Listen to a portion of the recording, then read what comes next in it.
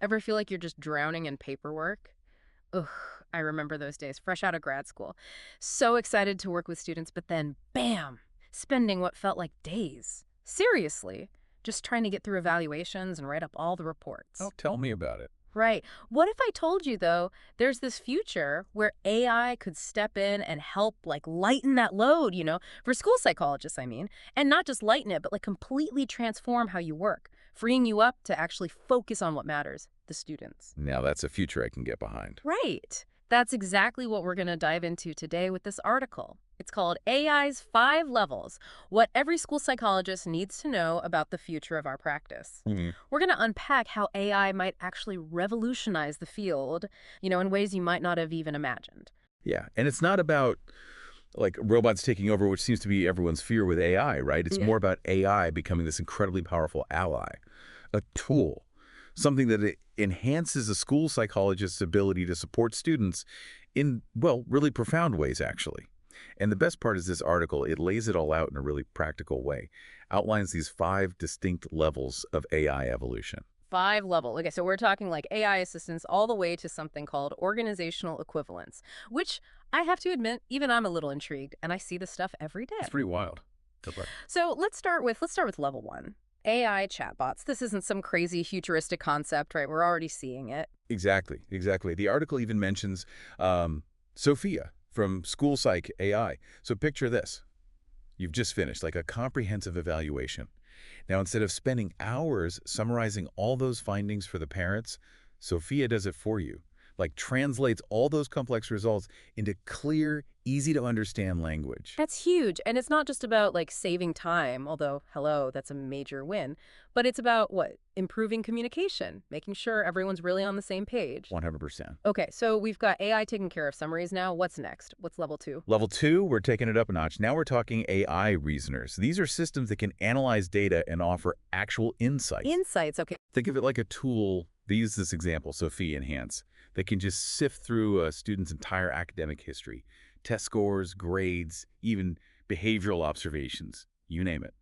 And then, and this is the cool part, it can identify patterns that might not be like immediately obvious to us, to the human eye. It's like having an extra set of expert eyes, then looking for those subtle clues that could make like a world of difference in really understanding a student's needs. Right. And that's where things start to get really, really exciting because now we're not just talking about AI that can manage tasks, but AI that can actually help us make better, more informed decisions, Yeah. decisions that can have a real impact. Okay, level two is already blowing my mind a little bit. Just wait. What happens at level three? This is where we encounter the AI You agent. got it. Level 3. Huh? This is where AI starts to operate more, how do I put it, autonomously. Imagine an AI agent that's been tasked with managing the entire follow-up process. So, after a student, say, undergoes a special education evaluation, Okay. it can track their progress, analyze data from different interventions, generate reports, even flag potential issues that might require, your attention. So instead of you spending all your time like chasing down paperwork, scheduling meetings, you're freed up to focus on what you do best, which is working directly with students, providing that human touch that's so essential. Exactly. It's about working smarter, not harder. And that's a theme that you're going to see that really carries through all 5 levels of this AI roadmap. This is already sounding like a game changer for school psychologists. But we're only on level 3. What happens when we step into, I guess what, the realm of AI innovators? At level 4. Woo! Yeah. This is where it starts to feel like we're stepping into like the actual future. Talking Level about 4. This is where AI starts like thinking outside the box. And honestly, this is the level I'm most excited about. We're talking AI that can analyze these massive data sets and then, get this, it can suggest completely new approaches to things, like take learning disability identification or even like behavior management. Okay, yeah. Right, big stuff. So imagine you're trying to identify students who might be at risk for developing, say, certain learning challenges, right? Yeah. But those traditional methods, they're just not really giving you that full picture. Right. An AI innovator, though, this is what I'm talking about, it could analyze like district-wide data. I'm talking everything. Yeah. Standardized test scores, Yeah. grades, even things like get this library book checkout patterns. Or like even social interactions, observed during recess. That's wild. I didn't even, I mean, Right. yeah. Could AI pick up on those kinds of nuances? See, that's the power of these innovators. They can detect these like subtle patterns, the kind that we might miss. And then that leads to earlier interventions, more effective support systems, all that good stuff. That's incredible. It's like having this AI detective, like working behind the scenes, uncovering these hidden connections and possibilities. I love it. It really is remarkable. It's about like leveraging the power of AI to not just manage the systems we already have, but to actually improve them Yeah. in ways we haven't even thought of. Okay. And that brings us to our final level Okay. and maybe the most intriguing one, level 5, the organizational equivalence. Okay. So we've gone from AI helping with reports, like literally writing reports, to now suggesting totally new approaches. So what could these organizational equivalents even entail? What does it even mean for an AI to be an equivalent, like at that level, at an organizational level? Okay, so at this level, we're talking about very sophisticated AI, Yeah. obviously. These systems, they essentially oversee, they optimize the entire school psychological evaluation process. So it's almost like having like an AI running the whole show. In a way, yeah. But, and this is important, it's not about replacing humans Hmm. at all. Think of it more like having a really skilled conductor leading an orchestra, you know? Okay. The conductor's not playing every single instrument, but they make sure that everyone's in sync, that they're all playing their part to create this harmonious whole. Okay, I think I'm starting to get it. So the AI is like managing the system, making sure everything's running smoothly, identifying those potential bottlenecks, and then, of course, providing you, the school psychologist, with all the information you need to make the best possible decision for each student. Exactly. You're still the one, you're in the driver's seat, Yeah. but you've got this really advanced co-pilot helping you navigate. Wow. Just trying to wrap my head around that.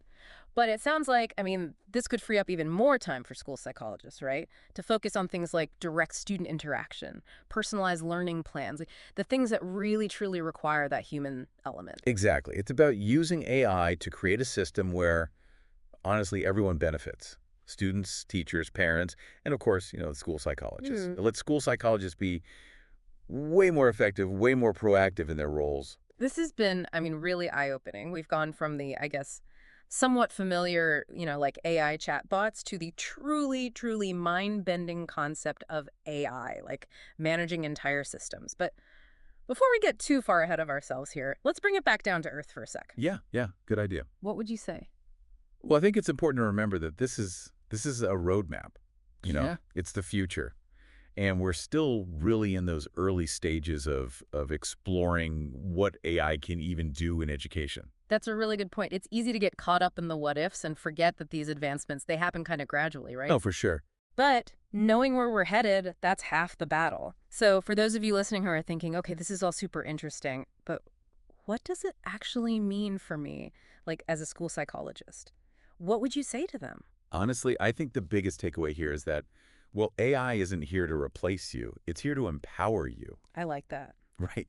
Imagine that you walk into your office Hmm. and instead of that feeling of, ugh, paperwork, data, so much to do, you're greeted by like your AI assistant, Yeah. right? And it's already compiled all the key information you need. It's pulled it all together. Done. And that frees you up to actually spend more time with students, collaborate with teachers, really focus on those human connections, which, let's be real, that's at the heart of what you do. It brings it back to the heart of it. And it really shifts the model, doesn't it? From like a reactive one to a proactive. Totally. Where you can anticipate challenges, identify those opportunities for growth, and really advocate for the needs of every single student. Love that. And as these AI systems, they keep getting more sophisticated, they're going to be able to help you uncover even more those hidden patterns, providing data-driven insights, even suggesting approaches that you might not have even thought of before. It's about working smarter, not harder. Which I have to say, as someone who spent a lot of time in the schools, seen firsthand the incredible work that school psychologists do, the thought of AI giving you even more time, more resources to make that difference, it's huge. Absolutely. And this is really just the tip of the iceberg. This is just a glimpse Yeah. of what's possible. As AI continues to evolve, who knows what incredible breakthroughs are out there waiting for us in the field of education. It really makes you think. I mean, we've been focusing on school psychology, but this whole article got me thinking. This whole like 5-level framework.